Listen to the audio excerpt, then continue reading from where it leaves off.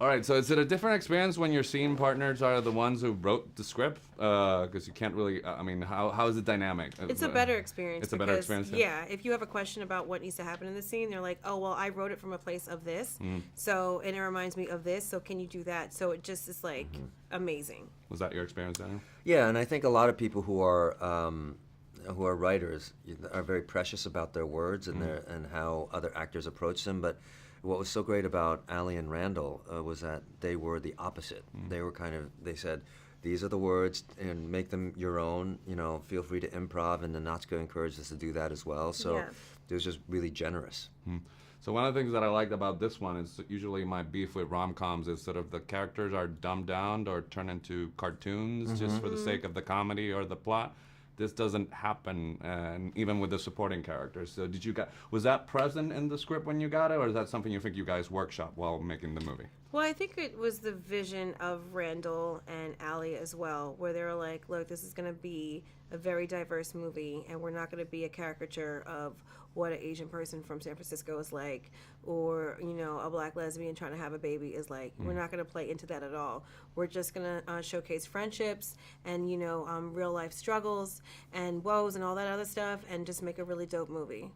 Yeah, it wasn't about wearing our identity on our sleeve. We were playing human beings, and that's what I was saying that I really liked about your performance. It was very grounded, but very funny. You could be someone's best friend, and it's not like taking it out of the Thank you, genre. honey. I'll be your best friend. That's true, you know, but it's true. Like, thank you. That comedy could have gone over the top really easily, but it didn't. And he's right. I mean, like, it feels like she has her own thing. She's not just in service of what's happening for the plot. Well, So she's Cupid in the plot, right? Yeah. She actually puts everyone together. Yeah, which I do in real life. You I host Thanksgiving dinner like every year. Yeah.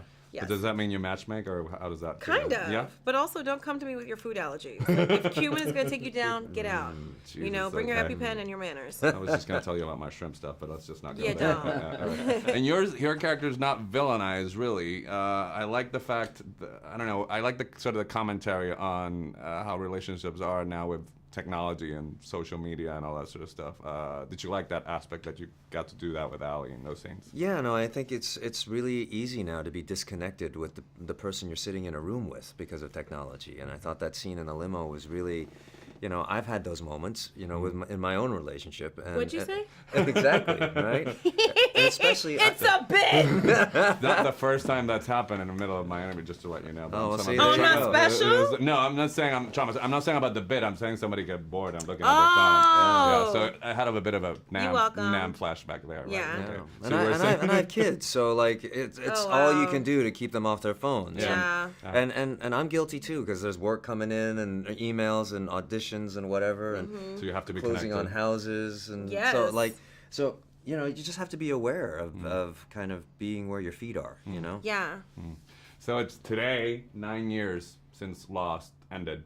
Is that right? Yeah, Today? today. 9 Wow, years, yeah. amazing. So have your feelings about the show evolved, changed, or do you remain the same now that you've sort of had that span of time away from it?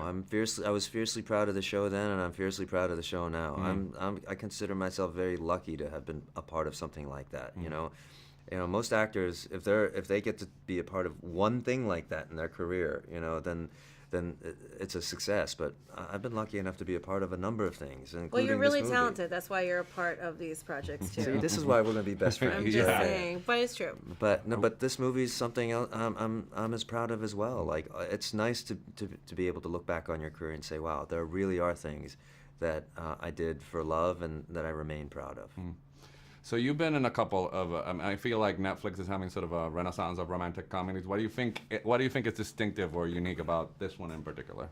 I mean, so many things, right? Like we have the whole umbrella of diversity that we're showcasing, but also it's such a smart, funny rom-com in that the woman is successful and she's trying to figure out how not to apologize for wanting what she wants in life.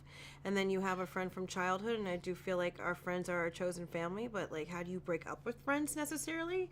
And I guess you can't because they're just like a garbage can. They're always gonna like roll back in front of your house. That's good. But yeah, it's just like exciting. It's just like a lot of themes that everybody can relate to because we all have that person. Okay. Well, pleasure talking to you guys. Have a good day. You Yeah, too. likewise. Bye. Take care.